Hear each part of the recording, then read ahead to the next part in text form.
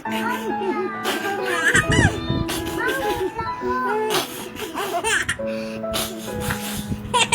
sa tulong niya.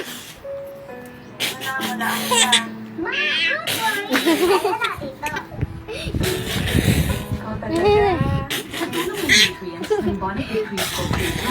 Lumalaki siyang batang may laban. Gumagaan ang laban pagkasama ang batang may laban. As soon as they put the ice in their mouth, try with oil. Using Sensodyne twice a day, there's a thing called sensitivity. They feel that relief and they start enjoying life again.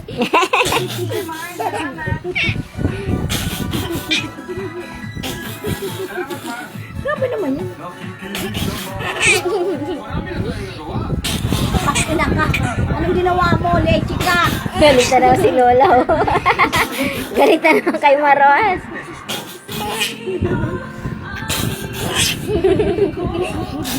Grabe naman yan.